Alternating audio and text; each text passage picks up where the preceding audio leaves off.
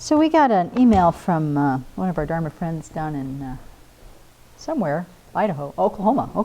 Oh, yeah, that's where he is. Yeah. Yeah. Well, he visited, so it doesn't seem like he's so far away. But he asked a really tough question, and so I have a little bit of humility in trying to answer this, because I think there might be better qualified people. But he wrote it addressed to me and asked if I would speak to it, and we may come back to this because it's a really serious issue. But his letter said, "I have friends and know of other men and women who suffer from post-war syndrome. A close friend said he feels guilty for what he has done and relives what he has seen from the tours of duty. He has depression and other mental states that are not conducive to a happy life. Many of these people are seeing doctors and are on all kinds of medications, which I feel is not the answer. Some even turn to drugs and alcohol for the answer. I would like you to give a talk on BBC about this condition and what these vets can do about it in the Buddhist way." Well, this is tough. And coincidentally, the cover story of our Time magazine arrived today, and the cover story is about the incidence of suicide in the military now. 1 a day. More active duty, what do they call them, soldiers, have died from suicide than in the Afghan war. And the statistics among veterans is one commits suicide every 80 minutes. It's stunning. And they don't know why. They're trying to look at it. Is it post-traumatic stress syndrome? What's going on there? They have a lot of speculation about it. So it's a very serious issue, as is the difficulty in coming back. So to say that seeing doctors and medications isn't the answer, I think for sure that proper therapy, proper working with the results of post-traumatic stress disorder, those kinds of things, would be beneficial. Venerable Chödrön states in Buddhism for beginners that often therapy and Dharma together might be what's needed for some strong issues. So I don't want to in any way dismiss the help that's available from Western psychology. But there are also some tools for the Dharma that can be brought to mind here and can be used if the person is really wanting and ready to look at their own mind, because this is a tough one. But whenever we've made an error, or whenever we've made a mistake, or done an unwholesome action, large or small, guilt and self-hatred are an inappropriate response, no matter how big the action. And in fact, from the Buddhist point of view, guilt is an afflicted mind. And it's quite focused on the self. It's a self-centered mind. Why? Because when we're feeling guilty, all we can reflect on is how bad I am, the mistake I made, the harm I did. And so this, although it's kind of an inverted pride, but this badness of myself becomes the dominant mind. And in that way, we're not seeing things clearly at all. We can't really address the issue when we're completely overcome with guilt. In our society, in our Western culture, I think we have been conditioned to believe that the worse I feel, the more I atone for what I did. That somehow, if I suffer enough, then I can make up for the suffering that I believe that I caused. And, if we try to analyze that a little bit, it's like, how would that work? Knowing what we know about cause and effect, if we think about, if we just like the basic law of karma, we say that positive actions result in future happiness, negative actions result in my own future suffering. How would my making myself suffer and pain somehow make it okay for the people who are suffering? It doesn't follow. So I think we need to do some analysis right off the bat about what's the benefit of the guilt? Where does that come from? So,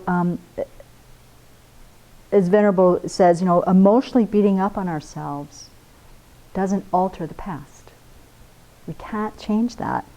Nor does emotionally beating up on ourselves develop our potential.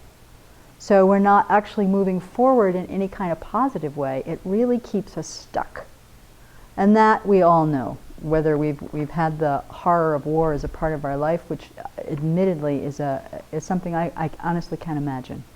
But we've all made mistakes where we've gotten stuck in the guilt and of the suffering that we believe that we've caused. So first of all, we have to unplug from that.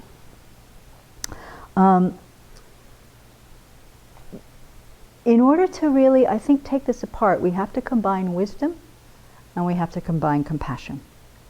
So the next step, if we analyze the guilt, okay, if guilt isn't productive, then how did I get there? We apply our wisdom mind to apply what was the situation? What was in my mind when I did this action? So, for example, what, as a young person or middle-aged person, if I volunteered or I enlisted, what was in my mind? What was my motivation? Probably my motivation was not, I want to go out and harm people. Probably my motivation had something to do with wanting to be of benefit, actually. Wanting to help my country, wanting to help the people of the country that I was going to go serve in, feeling that the values of the United States government or whomever I enlisted for were important and useful for the world, and so probably, whatever I was thinking, I went in with some kind of wish to help. We might also analyze and see that there was some confusion or some ignorance or some naivete in that too, perhaps. But begin to pay attention to the fact that it's not that I was an evil person, but that in fact it came from a place in me that wished to be of benefit. And then to begin to apply our compassion. Well, who was that person? Maybe I know better now, maybe I think differently now, but to have compassion for that person. Who I was then when these decisions were made. Who I was then when I put myself in the situation. And once I'm in that situation, what is the cost if I don't follow the orders that I've been given? Very high. So really trying to look at, from the wisdom side too, what are the causes and conditions that led to the things that I feel guilty about? Really analyzing what about the afflictions that were in my own mind as a result of being in that situation. It's not because I'm an inherently bad person, but what was the conditioning that came before? What are the things that evoked the seeds of anger that might have arisen, or the seeds of fear that might have arisen? Where did that come from? So that we get a much kind of bigger picture of the scene that we keep playing in our minds. Take that apart a little bit and bring as much compassion as we can into that. Realizing too that things are changing moment by moment by moment. I am not, the person sitting here with regret today is not the same person who did the action. Not the same person. And so this also then takes us to a deeper understanding of then what's my potential? If I truly have, as the Buddha taught, I have this potential to develop all my good qualities to the maximum, then this is something that I can rely on. So we need to meditate on that. Can we trust that? Do we believe that? What does that mean? And I think then in that environment of having applied some analysis, of applying some compassion, then we can apply the four opponent powers to begin to purify the negativities of the past, to move forward with a commitment to cultivate our good qualities as much as we can. So those four opponent powers again are the power of regret, the power of the basis, or what Venerable calls repairing the relationship, the power of remedial action, and the power of restraint, or the power of resolve. So the regret we've just been doing a little bit. Let's take it one step further and go, what are we regretting? We're regretting the future suffering that we will experience as a result of our past negative action. We've analyzed it, we've seen it, we can't change the past, we know it was a mistake, we've begun to see, oh, these are the causes and conditions that brought it out, we have great compassion for that person, and I don't want to experience the suffering of this in the future. And so on that basis, then we, quote, repair the relationship. We develop a heart of bodhicitta, develop a heart wishing to have compassion for all living beings. That repairs our relationship with the sentient beings, which is who we've harmed. And if we have a spiritual practice, then we also repair the relationship with the Buddha, Dharma, and Sangha, because we violated our principles in regard to them too. We do that by taking refuge. We do that by generating the bodhicitta prayer. Then we engage in remedial action. So on our cushion, we do meditation practices that help to overcome whatever the action was. Now that can be anything from doing the Vajrasattva practice, which is what we do traditionally, to also meditating on love and compassion, meditating on emptiness so that we understand this more clearly, meditating on karma, cause and effect. It can also be devoting our lives or some part of our volunteer life to helping others. It can be a huge remedial action, especially if we're thinking about having physically harmed sentient beings and having feelings about that. And then we apply the power of resolve, where we resolve, I will not do this again. Not in this life, not in any future lives, but to the best of my ability. Now that I know what I know, I will never put myself in a situation like this again. And maybe I can help other people as well. So it's not a pat formula. It's not a 1, 2, 3, 4 thing and my pain is over. It requires going into our minds and hearts again and again and again and again to purify the seeds of the harm that, or the harmful actions that we've done.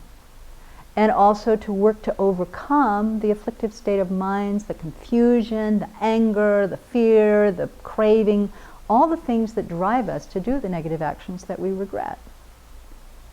This is the practice whether you're a vet, or the practice of whether you're a doctor, or the practice if you're a sentient being. We all have these. We all have these. So I also think that's helpful to know. Not to minimize the horror of someone's experience in war, but to also know that sentient beings since beginningless time, overwhelmed by our ignorance and our afflictions, have harmed one another. And our spiritual practice is about purifying that and cultivating the qualities of kindness, compassion, and love, which are a part of our nature, that are a part of our nature that's based on reality, as opposed to the guilt that's based on not seeing things so accurately. So that's a small little taste. It's a big meditation assignment. It's a lifetime's work. And in that way, it can almost be transformed into, oh, this horrific situation that I found myself in can be the impetus that helps me commit to changing my life, changing my mind, and being a benefit to all beings. At the risk of having this go on a little long, there's the wonderful story of Angulimala, who was a disciple of the Buddha. He had been told by a spiritual counselor or something, teacher, that the way to achieve liberation from all suffering was to kill 1,000 human beings. And so he was intent on that. He was at 999 and had a reputation for being, of course, a bloody murderer. He cut off the finger of each of his victims and wore them on a string around his neck, which is where his name Angulimala comes from, a string of mala of fingers, rosary of fingers. And the Buddha, knowing about him, seeing with his omniscient mind that it was time for Angulimala to actually be ripened, went and walked in his path as Angulimala was looking for his 1,000th victim. And Angulimala went after him. And the Buddha was walking calmly, smoothly, and Angulimala is running after that monk. I'm going to get that monk. I'm going to get that monk. Buddha just kept walking. And the faster Angulimala ran, it's like the further away the Buddha got. And finally he was saying, stop, stop. And the Buddha turned very quietly. He said, I have stopped, Angulimala. Why don't you stop? And Angulimala says, wait a minute, this doesn't make any sense. I'm running and running and running and running, and you say I should stop, but what are you talking about? And the Buddha said, I have stopped harming others. You can stop too. And in that moment, something ripened in Angulimala's mind, and he wanted to know more. He became a monk. He became an arhat, a man who had killed intentionally 999 human beings, was able to purify the negativity of that karma through his practice of understanding reality and also developing loving kindness and so forth. Did he experience some of the results of his karma in that life? Yes, he did. There were a lot of people who were still upset with him. And the Buddha just said, bear it. Bear it. This is the result of your own negative actions. And in that very lifetime, Angulimala was freed. So he's a wonderful example through the millennia that no matter how bad an action we've done, it can be purified. No matter how bad an action we've done, our minds can still be liberated. And so this is very hopeful in the Buddha's practice. So may your friends be able to benefit from this in some way, and may all beings be completely freed of the possibility of ever having to kill one another again. May war be eliminated, and may we all really do our best to develop our love and compassion and overcome the seeds of anger in our own minds that bring this about.